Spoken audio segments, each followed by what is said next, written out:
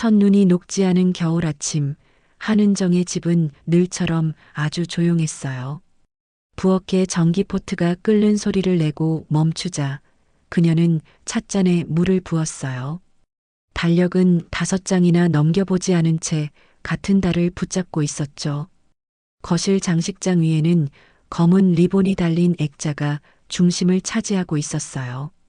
액자 앞에는 작은 접시와 젓가락, 그리고 하얀 밥 한 공기가 놓였습니다. 은정은 젓가락을 가지런히 정리하고 허리를 낮춰 잠깐 눈을 감았어요. 사진 속 청년의 미소가 오래된 빛처럼 흐릿했지만 그녀는 늘 그 미소를 먼저 떠올렸죠.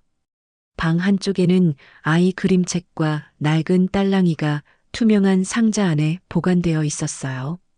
그녀는 상자 뚜껑을 살짝 열고 먼지를 털어낸 뒤 다시 조심히 덮었습니다. 현관 근처에는 외투가 2벌 걸려 있었고 그중 하나는 손목 부분이 닳아 있었어요. 그 외투는 주인을 잃은 지 오래였지만 그녀는 내리지 않았습니다. 창밖 골목에는 노란 빗자루가 벽에 기대어 있었고 아침 해가 느리게 올라왔어요. 은정은 식탁 의자를 뒤로 밀고 천천히 거실 중앙으로 걸어갔습니다.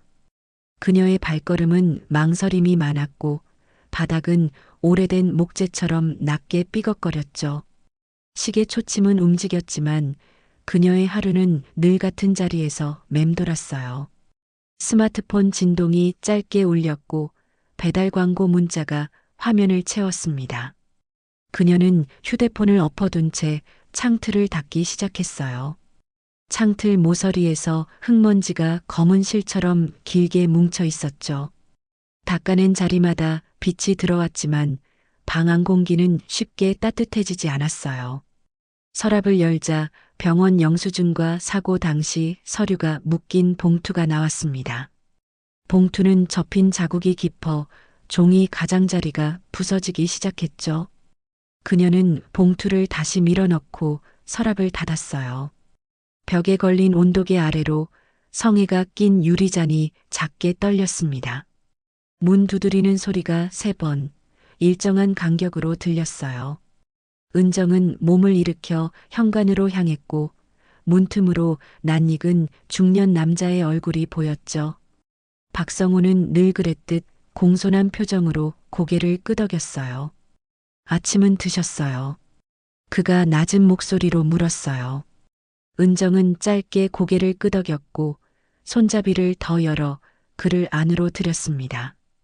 성우는 신발을 가지런히 놓고 거실을 둘러보았어요. 그의 시선이 액자와 밥그릇에 잠시 머물렀죠. 테이블 위에 놓인 흰 봉투가 유난히 눈에 띄었어요. 성우는 외투 안주머니에서 작은 비닐 케이스를 꺼냈습니다. 케이스 안에는 사진 한 장이 반듯하게 끼워져 있었어요. 그는 사진을 꺼내 테이블 한가운데로 조심스럽게 밀어놓았죠. 은정의 시선이 사진에 닿자 손끝이 미세하게 떨렸어요. 사진 속 바닷가 난간, 하얀 파도, 그리고 해변의 푸른 난간 그림자가 선명했습니다. 아이의 작은 손이 여성의 손목을 잡고 있었고 손목 위에 점 하나가 보였어요. 그 점은 은정이 한때 자주 보던 것과 같은 자리에 있었죠. 이건 어디서?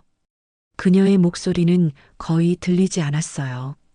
성우는 사진 뒷면을 보여주었고 날짜와 장소가 볼펜으로 적혀 있었어요. 날짜는 올해 봄, 장소는 남해의 작은 해변이었죠. 은정은 의자 등받이에 손을 얹고 균형을 잡았어요. 머릿속에서 오래 잠들어 있던 발자국 소리들이 한꺼번에 깨어났습니다. 테이블 가장자리에 놓인 숟가락이 그녀의 무릎에 스쳤고 금속성 울림이 짧게 났어요. 거기 가보셔야 하지 않겠습니까? 성우의 말은 조심스러웠습니다. 은정은 답하지 않고 사진을 다시 들여다보았어요. 바닷바람이 불어오는 상상을 하자 손등의 피부가 서늘해졌죠. 그녀는 집안을 한 번 더 둘러보고 시계를 봤어요. 초침은 여전히 움직였지만 그녀의 하루는 다른 방향을 가리키기 시작했습니다. 현관 신발장 아래에서 낡은 캐리어가 보였고 바퀴는 먼지를 뒤집어 쓴 채 굳어 있었어요. 은정은 캐리어를 끌어내고 잠깐 숨을 고른 뒤 옷장 문을 열었습니다. 옅은 베이지색 카디건과 검은 바지를 꺼내 캐리어에 얹었죠. 서랍에서 여권과 주민등록증을 꺼내 작은 파우치에 넣었어요. 파우치 지퍼가 닫히는 소리가 낯설게 또렷했습니다. 사진을 투명 파일에 넣어 캐리어 앞주머니에 꽂았어요. 액자 앞 밥그릇을 정리하지 않은 채 그녀는 잠깐 머뭇거렸습니다. 다녀오겠습니다. 그 말은 자기도 모르게 입술 사이로 흘러나왔어요. 성우는 현관 앞에서 길을 비켜섰고 그녀는 조심히 신발을 신었습니다. 문이 열릴 때 차가운 공기가 복도에서 밀려들었죠. 그 공기는 낯설었지만 오래 기다리던 냄새처럼 느껴졌어요. 은정은 문을 잠그고 키를 가방에 넣었습니다. 집안의 시계 소리가 문틈을 지나 희미하게 따라왔어요. 계단을 내려가는 발걸음은 처음엔 불안했지만 한층씩 단단해졌습니다. 현관 밖으로 나서자 아침 햇살이 차창에 부서졌고 먼지 입자가 반짝였어요. 그녀는 사진의 바다를 떠올리며 길 위에 섰습니다. 오랫동안 멈춰있던 시계가 이제야 움직이기 시작했어요. 버스가 멈춘 정류장 앞 한은정은 낡은 캐리어를 무릎 사이에 세워두었습니다. 도시의 소음이 낯설게 들렸고 사람들의 발소리가 그 위를 덮었어요. 그녀는 주머니에서 사진을 꺼내 다시 한번 살펴봤습니다. 바닷가의 푸른 난간과 그 옆의 여인, 그리고 아이의 손이 여전히 마음을 흔들었죠. 눈을 감을수록 심장은 더 빠르게 뛰었고 오래된 의심이 선명하게 떠올랐습니다. 만약 저 여자가 정말 수진이라면 왜 나에게 돌아오지 않았을까? 그 생각은 그녀의 가슴을 조여왔습니다. 버스 문이 열리고 은정은 천천히 몸을 일으켜 경찰서로 향했어요. 몇 년 만에 다시 들어가는 곳이었지만 여전히 싸늘한 공기가 그 자리에 머물러 있었죠. 접수창구 너머 젊은 경찰이 의례적인 미소로 그녀를 맞았습니다. 교통사고 기록을 다시 확인하고 싶습니다. 은정의 목소리는 조용했지만 단단했습니다. 경찰은 컴퓨터를 확인하더니 오래된 서류철을 꺼내왔어요. 기록에는 5해 전 폭설로 인한 대형 사고라 적혀 있었습니다. 사망자 3명, 신원 미확인 여성 2명, 유아 1명 사망. 그 문장을 보는 순간 은정의 눈이 커졌어요. 사망자 이름란에 이수진은 없었고 단지 불명이라는 단어가 반복되어 있었죠. 그녀는 자리에서 몸을 앞으로 숙여 더 자세히 들여다보았습니다. 확인 불가라는 빨간 도장이 찍힌 줄에서 시선이 멈췄습니다. 경찰은 덤덤하게 덧붙였습니다. 그 당시는 신원 확인이 어려워서요. 은정은 무언가 억눌린 기운을 느꼈습니다. 종이 위에 잉크 냄새가 갑자기 더 진하게 스며들었어요. 그녀는 손끝으로 문서의 가장자리를 쓰다듬으며 입술을 굳게 다물었습니다. 기록 속의 공백이 마치 누군가의 숨결을 감추고 있는 듯했죠. 경찰서를 나서자 오후의 햇살이 차가운 바닥을 비추고 있었습니다. 그녀는 곧장 근처 병원으로 발걸음을 옮겼습니다.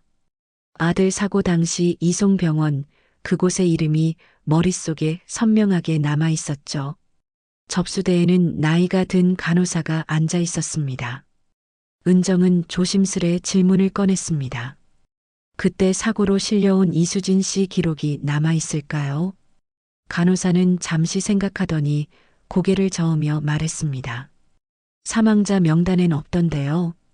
은정의 숨이 잠시 멈췄습니다. 간호사는 곧 시선을 내리며 낮은 목소리로 덧붙였어요. 그때 사고가 너무 많아서 혼란스러웠죠. 신원 확인도 제대로 못했어요. 은정은 손가방을 꼭 쥐었습니다. 그녀의 손등 위로 푸른 혈관이 선명히 드러났죠. 기록이 없는 것은 죽었다는 뜻이 아니라 사라졌다는 의미처럼 들렸습니다. 그녀는 문득 아들의 친구였던 미선이 생각났습니다. 미선은 사고 당시 같은 병원 응급실에서 일했던 간호사였죠. 은정은 스마트폰 연락처를 뒤적이며 미선의 이름을 찾아 전화를 걸었습니다. 통화음 3번 뒤 오랜만에 듣는 목소리가 들려왔어요. 미선아, 나 은정이야. 짧은 정적이 흐른 후 수화기 너머의 목소리가 떨렸습니다. 어머니, 그녀는 단도직입적으로 물었습니다. 그 사고 기억나니? 잠시 침묵이 흘렀고 미선은 낮게 숨을 내쉬었어요. 그날 확인 절차가 엉망이었어요. 시신이 섞여 들어오고 서류가 누락됐어요. 그 말은 은정의 머릿속을 날카롭게 파고들었습니다. 혹시 살아있을 수도 있나요?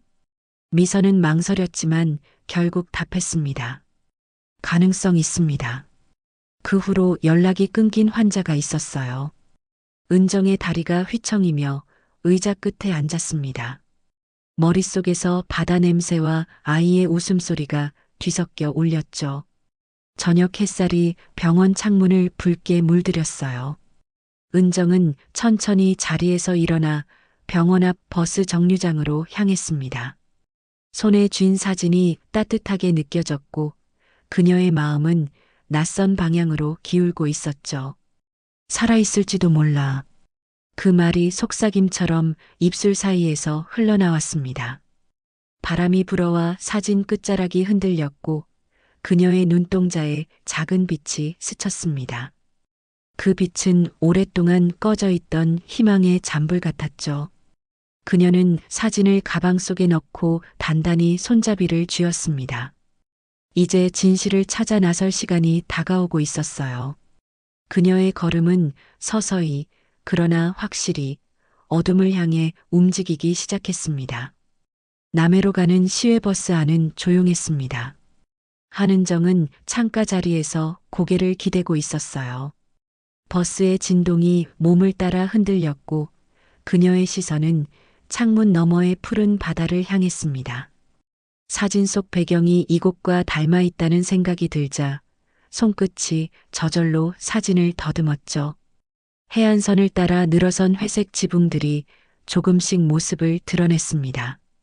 버스가 정류장에 멈추자 그녀는 캐리어 손잡이를 세우고 천천히 내렸어요. 짠내가 섞인 바람이 얼굴을 스쳤고 멀리 갈매기 소리가 들렸습니다. 정류장 맞은편 오래된 간판에 해변 분식이라는 글자가 희미하게 적혀 있었죠. 그 이름은 사진의 배경에서 보이던 글자와 같았습니다. 은정의 심장이 짧게 떨렸습니다. 가게 앞에는 6살쯤 되어 보이는 아이가 작은 컵라면을 먹고 있었어요. 아이의 검은 머리카락이 바람에 흩날리고 그 눈매가 낯설지 않았습니다. 은정은 손끝이 떨려 캐리어 손잡이를 더 꽉 쥐었어요. 그녀는 가게 창문 안을 들여다보았고 조리대 뒤에서 움직이는 여인을 보았습니다. 짧게 묶은 머리, 검은 앞치마, 그리고 팔목에 점 하나. 은정은 그 자리에 굳어섰습니다. 수진? 입술이 거의 들리지 않을 만큼 작게 움직였어요. 그녀는 잠시 눈을 감았다 뜨며 현실을 확인하려 했습니다. 하지만 여인의 몸짓, 걸음, 눈길 모두 기억 속의 며느리와 같았죠. 은정은 숨을 깊이 들이마시고 뒤돌아섰습니다. 근처 여관 간판 불빛이 낮은 음으로 깜빡이고 있었습니다. 그녀는 방을 잡고 창가에 앉아 다시 사진을 꺼냈어요. 사진 속 바다와 현실의 바다가 완벽하게 겹쳐졌습니다. 그녀는 손바닥으로 사진을 덮고 자신에게 속삭이듯 말했어요. 내가 틀리지 않았구나. 밤이 깊어질수록 파도 소리가 더 가까이 들려왔습니다. 은정은 창문을 열고 바다 냄새를 들이마셨습니다. 그 냄새는 오래전 며느리와 손주가 함께 웃던 기억을 데려왔죠. 잠시 뒤 그녀는 침대에 앉아 내일의 계획을 떠올렸습니다. 분식집이 문 여는 시간, 손님의 흐름, 아이의 등교 시간까지 머릿속에서 계산했어요. 새벽녘 잠들지 못한 채 다시 창가로 갔습니다. 검은 하늘이 옅은 회색으로 변하고 파도가 잔잔히 흩어졌습니다. 그녀는 커튼을 젖히며 가만히 응조렸어요. 오늘은 반드시 확인해야 해요.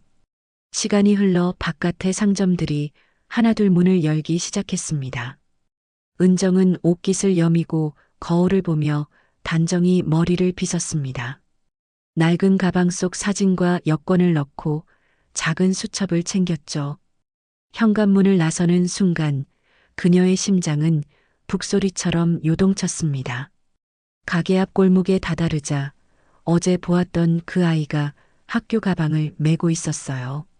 아이의 걸음이 경쾌했지만 그 뒤를 따르는 여인의 걸음은 조금 느렸습니다.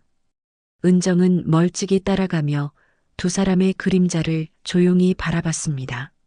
아이의 손이 여인의 손에 얹혀 있을 때 햇살이 그 사이로 비쳤습니다. 그 순간 은정은 주저앉을 뻔했습니다. 그 손의 모양, 손가락의 길이, 그리고 작은 점 하나 모두 기억 속과 같았죠. 그녀의 눈가가 뜨겁게 젖어들었습니다. 하지만 아직은 다가갈 수 없었습니다. 확신보다 두려움이 컸고 진실보다 상처가 먼저 떠올랐죠. 그녀는 멀리서 두 사람의 모습을 눈으로만 좇으며 속으로 되뇌었습니다. 이제 곧 진실을 마주할 시간이 올 거예요. 파도 소리가 점점 커졌고 그녀의 눈앞에는 햇살이 반짝였습니다. 그 반짝임 속에서 오랫동안 잃어버렸던 희망의 그림자가 천천히 모습을 드러냈습니다. 아침 햇살이 부엌 유리창을 통과해 분식집 안으로 들어왔습니다. 한은정은 문 앞 그늘진 자리에 서서 안을 살폈어요. 미나 분식이라는 간판은 오래된 듯 바랜 색을 띠었지만 안쪽은 정돈되어 있었습니다. 기름 냄새와 갓 구운 어묵의 향이 섞여 공기 속을 돌았죠. 은정은 유리문 너머로 분주히 움직이는 여인을 바라보았습니다. 그녀의 손이 냄비를 저을 때마다 손목 위점이 선명히 보였어요. 은정의 입에서 작게 한숨이 흘러나왔습니다. 틀릴 리가 없어요. 저건 분명 수진이에요. 그녀는 문손잡이를 잡았지만 쉽게 돌리지 못했습니다. 손바닥에 땀이 배어 금속이 미끄러졌어요. 문이 열리는 소리가 나자 안쪽에서 어린 목소리가 들렸습니다. 엄마, 나 학교 다녀올게. 은정의 시선이 아이에게 향했습니다. 짙은 눈썹, 둥근 눈동자, 웃을 때의 입꼬리 모두 아들의 어릴 적 모습 그대로였죠. 아이는 잠시 멈춰서서 은정을 바라봤습니다. 할머니, 낯선 듯 조심스러운 말투였습니다. 그 한마디에 은정의 무릎이 풀렸습니다. 손에서 가방이 미끄러져 바닥에 떨어지며 둔탁한 소리가 났어요. 그녀는 두 손으로 입을 막고 고개를 숙였습니다. 아가야, 내가 말이 끝나기도 전에 눈물이 쏟아졌습니다. 가게 안에서 미나가 고개를 들었습니다. 아이는 당황한 얼굴로 가게 안으로 뛰어들어갔습니다. 미나가 문 밖으로 나와 은정을 마주한 순간 두 사람의 시선이 엇갈렸어요. 시간이 멈춘 듯 조용했습니다. 미나의 손에 들린 행주가 바닥으로 떨어졌습니다. 그녀는 몇 걸음 물러나며 벽에 손을 짚었어요. 어머니, 낮게 떨리는 목소리였습니다. 은정은 고개를 끄덕였지만 목소리가 나오지 않았습니다. 미나의 눈이 커지고 숨이 가빠졌어요. 그녀는 아이를 바라보았다가 다시 은정을 향해 시선을 돌렸습니다. 은정은 천천히 걸음을 옮겼습니다. 바닥의 그림자가 두 사람 사이에 길게 늘어졌어요. 그녀는 사진을 꺼내 두 손으로 내밀었습니다. 이거 당신 맞죠? 미나는 사진을 받아들고 숨을 멈췄습니다. 손끝이 미세하게 떨리더니 눈동자가 흔들렸어요. 사진 속 장소와 날짜가 그녀의 머릿속을 흔들었습니다. 그녀의 어깨가 떨리고 눈가에서 눈물이 떨어졌죠. 그 순간 잠들어 있던 기억의 조각들이 무너져 내리듯 떠올랐습니다.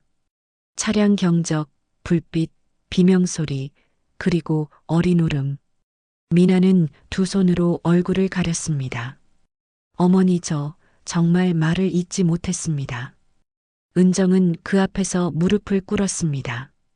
손바닥으로 바닥을 짚으며 울음이 터졌어요. 그녀의 어깨가 크게 들썩였고 주변의 소음이 사라진 듯 고요했습니다. 미나는 천천히 허리를 숙여 은정의 손을 붙잡았습니다. 뜨거운 눈물이 서로의 손등을 적셨습니다. 아이의 목소리가 떨렸습니다. 엄마, 왜 울어요? 미나는 아이를 끌어안고 울음을 삼켰습니다. 은정은 그 모습을 바라보다가 떨리는 손으로 손주의 머리를 쓰다듬었어요. 세 사람은 한참 동안 아무 말도 하지 않았습니다. 분식집의 어묵 국물이 부글거리는 소리만 조용히 흘러나왔죠. 창밖의 햇살이 세 사람을 비추며 따뜻하게 번졌습니다. 그 빛 속에서 은정의 눈가 주름이 부드럽게 풀렸어요. 그녀는 낮은 목소리로 속삭였습니다. 살아있었구나. 정말 살아있었구나. 미나는 눈을 감고 고개를 끄덕였습니다. 그리고 아주 천천히 은정의 품 안으로 몸을 기울였죠. 그 순간 잃어버린 시간들이 조용히 되살아났습니다. 은정은 그 품 안에서 아들의 얼굴을 떠올렸습니다. 그 얼굴은 바람처럼 부드럽게 그리고 따뜻하게 세 사람 사이를 스쳐 지나갔습니다. 어둠이 내린 해안 마을의 골목은 조용했습니다. 한은정과 미나는 같은 여관방에 마주 앉아 있었어요. 은정의 앞에는 미지근한 차 한 잔이 놓였고 미나의 손은 그 잔을 바라보다 멈춰 있었습니다. 두 사람 사이에는 긴 침묵이 흘렀습니다. 밖에서는 파도 부딪히는 소리만 일정한 간격으로 들려왔죠. 은정은 고개를 숙이고 낮은 목소리로 물었습니다. 그날 무슨 일이 있었던 거예요? 미나는 손끝을 맞잡으며 숨을 내쉬었습니다. 사고 직후 저는 의식을 잃었어요. 눈을 떴을 때는 병원이었죠. 그녀의 목소리는 떨렸지만 단호했습니다.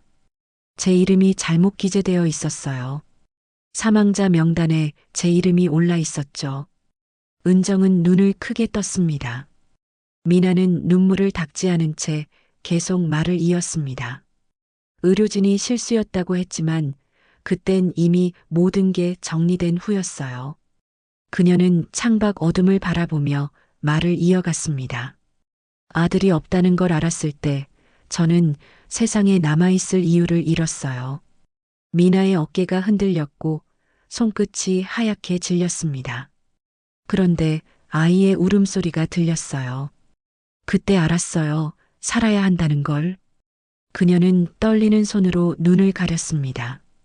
아이는 크게 다쳤지만 기적적으로 회복됐어요. 하지만 기록엔 유아 사망으로 남았죠.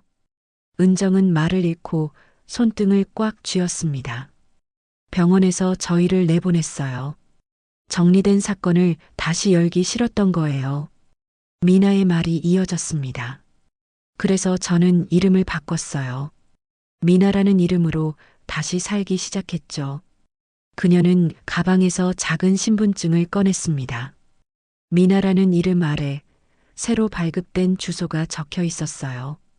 아무에게도 말하지 않았어요. 세상은 저를 죽은 사람으로 기억하니까요. 은정은 두 손으로 입을 막았습니다. 가슴속에서 오래된 죄책감이 솟구쳤죠. 그동안 얼마나 힘들었겠어요. 그녀의 목소리는 떨렸습니다. 미나는 고개를 숙이고 떨리는 숨을 삼켰습니다. 어머니, 미안해요. 너무 무서웠어요. 그녀의 말에 은정의 눈에서 눈물이 흘러내렸습니다. 미안하긴요. 살아줘서 고마워요. 은정은 손을 뻗어 미나의 손을 감싸 쥐었습니다. 그 따뜻한 온기 속에서 두 사람의 눈물이 하나로 섞였습니다. 미나는 조용히 고개를 들었습니다. 아이가 자라면 다시 돌아가려 했어요. 하지만 용기가 없었죠. 은정은 손등을 쓸어내리며 말했습니다. 이제 괜찮아요. 함께 돌아가면 돼요. 미나는 눈을 감고 천천히 고개를 끄덕였습니다. 그 순간 바깥에서 파도 소리가 한층 크게 들렸어요. 방 안 조명은 희미했고 두 사람의 그림자가 벽에 길게 늘어졌습니다. 은정은 가방에서 낡은 수첩을 꺼냈습니다. 그 안에는 사고 당시 신문기사 조각이 몇 장 붙어 있었어요. 불빛 아래 기사 속 제목이 희미하게 빛났습니다. 가족 3명 전원 사망, 신원 미상 2명 포함. 은정은 조용히 숨을 내쉬었습니다. 미나는 신문을 바라보다 고개를 돌렸습니다. 이젠 그날의 진실을 밝히고 싶어요. 은정은 고개를 끄덕이며 답했습니다. 그래요. 이제는 숨지 말아요. 그녀의 말이 방 안의 공기처럼 부드럽게 퍼졌습니다. 잠시 후 문을 두드리는 소리가 들렸습니다. 박성호가 문 앞에 서 있었습니다. 어머님, 내일 아침에 서울로 올라가시죠. 병원 기록을 확인해야 합니다. 그의 말에 은정은 고개를 끄덕였어요. 미나는 그를 바라보며 안도한 미소를 지었습니다. 박성호는 짧게 숨을 고르며 덧붙였습니다. 이제부터는 진실을 바로 세워야 합니다. 그는 두 사람을 향해 고개를 숙이고 나갔습니다. 문이 닫히고 방 안은 다시 조용해졌습니다. 미나는 아이가 자는 침대 곁으로 다가가 손을 얹었습니다. 그녀의 눈가에는 안도와 두려움이 동시에 비쳤습니다. 은정은 창가에 서서 바깥을 바라보았습니다. 바다는 여전히 잔잔했지만 그 아래 숨겨진 무언가가 곧 드러날 듯 했습니다. 그녀는 가만히 속삭였어요. 이제는 그날을 끝내야 해요. 미나는 어둠 속에서 고개를 끄덕였습니다. 그녀의 손이 아이의 머리 위에서 천천히 멈췄습니다. 은정은 그 모습을 바라보다 미소를 지었습니다. 그 미소엔 슬픔보다 결의가 더 짙게 깔려 있었죠. 이제 두 사람은 과거의 그림자를 마주하기로 했습니다. 그리고 그날 밤 먼 곳에서 천둥 소리가 낮게 울렸습니다. 마치 잊혀졌던 진실이 깨어날 준비를 하는 소리처럼 들렸습니다. 신육룡서의 무게. 서울의 하늘은 잿빛이었어요. 한은정은 낡은 서류 가방을 품에 안고 병원 앞에 섰습니다. 미나는 긴장한 듯 손가락을 맞잡고 있었고 그 옆에는 박성호가 묵묵히 서 있었습니다. 자동문이 열리며 병원 내부의 차가운 공기가 얼굴을 스쳤어요. 은정은 심호흡을 하고 접수 창구로 걸어갔습니다. 5해 전 교통사고 관련 환자 기록을 확인하고 싶습니다. 직원은 잠시 망설이다가 담당자를 불렀습니다. 서류실의 문이 열리자 먼지 냄새와 종이 냄새가 동시에 퍼졌어요. 직원은 컴퓨터를 검색하다가 고개를 갸웃했습니다. 이상하네요. 삭제된 기록이 있습니다. 은정은 즉시 앞으로 다가갔습니다. 삭제요? 언제 누가요? 직원의 손이 키보드 위에서 멈췄습니다. 화면에는 기록 폐기 승인 병원 행정실장 명의라는 문구가 떠 있었습니다. 미나의 손끝이 떨렸어요. 박성호는 노트를 꺼내 화면을 촬영했습니다. 직원이 낮은 목소리로 속삭였습니다. 이건 내부적으로 처리된 것 같아요. 공식 기록엔 남지 않았어요. 그 순간 은정의 눈빛이 단단히 굳었습니다. 진실을 숨긴 거네요. 사람을 죽은 사람으로 만든 거예요. 그녀의 말에 직원은 고개를 숙이고 아무 말도 하지 못했습니다. 며칠 뒤 박성호의 주선으로 한 변호사가 합류했습니다. 그는 자료를 확인하며 얼굴을 굳혔습니다. 의도적 은폐입니다. 사망자 보험 처리 때문에 기록을 조작한 겁니다. 그 말에 은정은 손끝을 덜덜 떨며 입술을 깨물었습니다. 미나는 자리에서 일어나 창문을 향했습니다. 그럼 그 사람들은 저희가 죽은 걸 알고도 묵인한 거예요. 변호사는 조용히 고개를 끄덕였습니다. 은정은 머리를 떨구고 두 손을 모았습니다. 내 아들의 이름으로라도 이걸 바로 잡아야 해요. 그녀의 목소리는 떨렸지만 단단했습니다. 며칠 후 기자회견장이 마련되었습니다. 플래시가 터지고 수많은 시선이 은정과 미나에게 향했습니다. 마이크 앞에 선 은정은 잠시 숨을 고르며 입을 열었습니다. 5해 전 저는 가족을 잃었다고 믿었습니다. 그러나 진실은 달랐습니다. 그녀의 말에 장내가 조용해졌습니다. 이 사람들, 내 며느리와 손주는 살아 있었어요. 그런데 세상은 그들을 죽은 사람으로 만들었죠. 미나는 옆에서 눈을 감고 고개를 숙였습니다. 기자들의 셔터 소리가 연속으로 터졌습니다. 박성우가 그 모습을 조용히 지켜보고 있었어요. 은정의 손이 마이크를 꽉 쥐고 있었습니다. 그녀의 마지막 말은 침묵을 가르듯 명확했습니다. 우리가 잃은 것은 시간이지만 되찾은 건 진실입니다. 그 말과 함께 그녀는 고개를 숙였습니다. 미나는 조용히 눈물을 닦았습니다. 그날 이후 병원 측의 불법 기록 조작은 세상에 알려졌고 관련자들이 법정에 섰습니다. 은정은 법원 앞 벤치에 앉아 하늘을 바라보았습니다. 눈물 대신 깊은 숨이 나왔어요. 미나가 다가와 그녀 옆에 앉았습니다. 어머니, 이제 끝났어요. 은정은 고개를 돌려 그녀를 바라보며 조용히 미소를 지었습니다. 그녀는 가방에서 오래된 상자 하나를 꺼냈습니다. 상자 안에는 아들의 반지와 손편지 한 장이 들어 있었어요. 미나는 손끝으로 반지를 어루만졌습니다. 수진아, 힘들 땐 하늘을 봐. 거기엔 늘 우리가 있다. 짧은 글귀가 눈에 들어오자 미나의 눈물이 반짝였습니다. 은정은 그녀의 손등에 손을 얹었습니다. 이제 그 아이의 엄마로, 나의 딸로 살아가요. 미나는 고개를 끄덕이며 속삭였습니다. 감사합니다, 어머니. 그날 오후 두 사람의 그림자가 벤치 위에서 나란히 겹쳐졌습니다. 긴 세월의 고통은 그렇게 천천히 용서의 무게로 바뀌어 가고 있었습니다. 한적한 시골 마을의 봄은 평화로웠습니다. 벚꽃잎이 도로 위로 천천히 떨어지고 아이들의 웃음소리가 논두렁을 따라 흘렀어요. 한은정은 흰 앞치마를 메고 마당에 빨래를 걷고 있었습니다. 그녀의 표정은 오랜 세월의 상처를 덮은 듯 고요했죠. 집 앞에는 미나의 카페라고 적힌 작은 간판이 새로 걸려 있었습니다. 미나는 가게 유리창을 닦으며 싱긋 웃었어요. 그녀의 옆에는 초등학교 교복을 입은 지우가 손에 빵 봉지를 들고 서 있었습니다.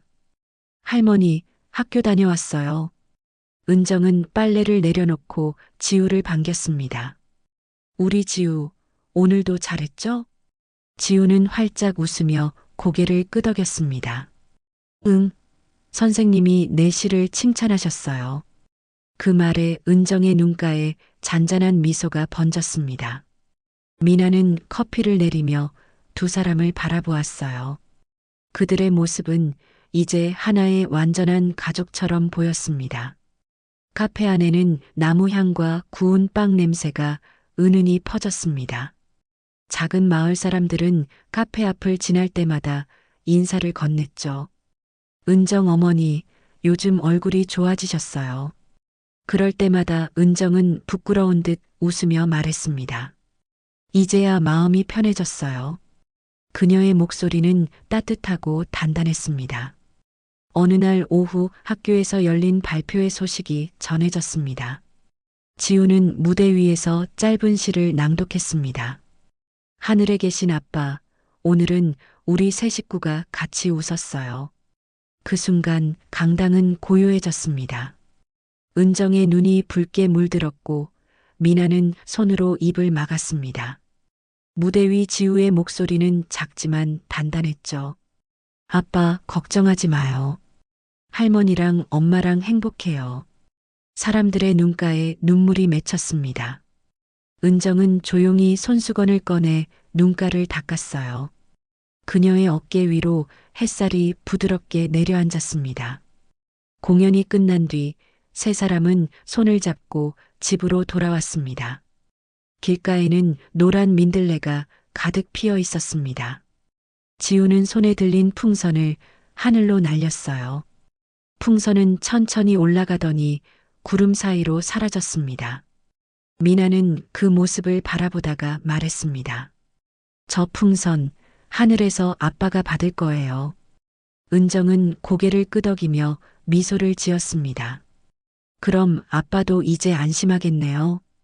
세 사람의 웃음소리가 바람을 타고 골목을 따라 흘러갔습니다. 그날 저녁 식탁 위에는 세 개의 밥그릇이 가지런히 놓였습니다. 밥 냄새와 웃음소리가 함께 퍼지며 집안을 가득 채웠습니다. 은정은 식탁 맞은편에 앉아 두 사람을 바라봤어요.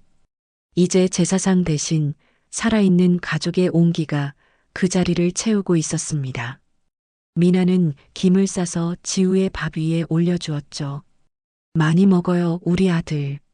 지우는 입에 밥을 가득 넣고 웃었습니다. 엄마, 할머니랑 먹으니까 더 맛있어요. 그 말에 은정은 고개를 숙여 웃었습니다. 식탁 위의 조명이 세 사람의 얼굴을 따뜻하게 감쌌습니다. 긴 세월의 아픔은 어느새 일상의 평온으로 바뀌고 있었죠. 은정은 속삭이듯 말했습니다. 이제 됐어요. 우리가 다시 가족이 되었어요. 창밖에서 바람이 불어와 커튼이 부드럽게 흔들렸습니다. 신8 에필로그. 봄이 깊어가던 날 한은정은 꽃다발을 품에 안고 언덕길을 올랐습니다. 하늘은 맑았고 바람은 따뜻했습니다. 미나와 지우가 그 뒤를 따라 조용히 걸어오고 있었어요. 산빛 아래는 하얀 카네이션이 가득 피어 있었고 흙길 위로 꽃잎이 흩날렸습니다. 은정은 작은 언덕 위에 자리한 묘 앞에 섰습니다. 묘비에는 사랑하는 아들 한재윤의 자리라는 글씨가 또렷했습니다. 그녀는 무릎을 꿇고 꽃다발을 조심히 내려놓았어요. 꽃향기와 흙냄새가 함께 퍼지며 공기가 고요해졌습니다. 미나는 지우의 손을 잡고 한 걸음 다가왔습니다. 세 사람의 그림자가 묘비 앞에 나란히 길게 드리워졌습니다. 지우는 묘비를 바라보며 낮은 목소리로 속삭였습니다. 아빠, 우리 잘 지내요. 그 짧은 한마디에 은정의 입가가 미세하게 떨렸습니다. 그녀는 손으로 묘비의 글자를 천천히 어루만졌어요. 햇살이 그 손등 위로 내려앉았고 그 빛이 묘비의 대리석에 부드럽게 반사되었습니다. 미나는 두 손을 모아 가만히 눈을 감았습니다. 그녀의 얼굴에는 슬픔보다 평온이 깃들어 있었죠. 바람이 불어와 세 사람의 머리카락을 스쳤습니다. 그 바람 속엔 마치 재윤의 웃음소리가 실려 있는 듯 했습니다. 은정은 하늘을 올려다보며 속삭였습니다. 이제 됐어요. 우리가 함께 있답니다. 잠시 후 미나는 손수건을 꺼내 묘비 위 먼지를 닦았습니다. 그녀의 손놀림은 조심스러웠고 지우는 옆에서 작은 돌을 가지런히 쌓았어요. 돌 하나하나가 마치 새로 쌓아 올린 가족의 시간처럼 보였습니다. 은정은 그 모습을 바라보며 천천히 숨을 내쉬었습니다. 이젠 아들 걱정 말아요. 우리가 서로를 지켜줄 테니까요. 그녀의 목소리는 나직했지만 단단했습니다. 멀리서 교회 종소리가 3번 울렸습니다. 바람에 섞여 날아온 종소리는 평화로운 울림이 되어 세 사람의 마음을 감싸 안았습니다. 그들은 잠시 말없이 묵념했고 꽃잎이 묘비 위로 부드럽게 내려앉았습니다. 은정의 눈가에 고인 눈물이 햇빛을 받아 반짝였어요. 언덕 아래로 내려오는 길, 지우가 뛰어가며 외쳤습니다. 할머니, 바람이 좋아요. 은정은 천천히 걸음을 멈추고 그 모습을 바라보았습니다. 미나는 옆에서 조용히 미소 지었어요. 이제 저 아이의 웃음이 우리의 하루가 됐네요. 은정은 고개를 끄덕이며 대답했습니다. 그래요. 그게 재윤이가 바랐던 모습이죠. 세 사람은 나란히 길을 따라 걸었습니다. 그들의 그림자는 점점 길어지며 한 줄로 이어졌어요. 바람은 부드럽게 언덕을 감싸 안았고 하늘 위로 흰 구름이 천천히 흘러갔습니다.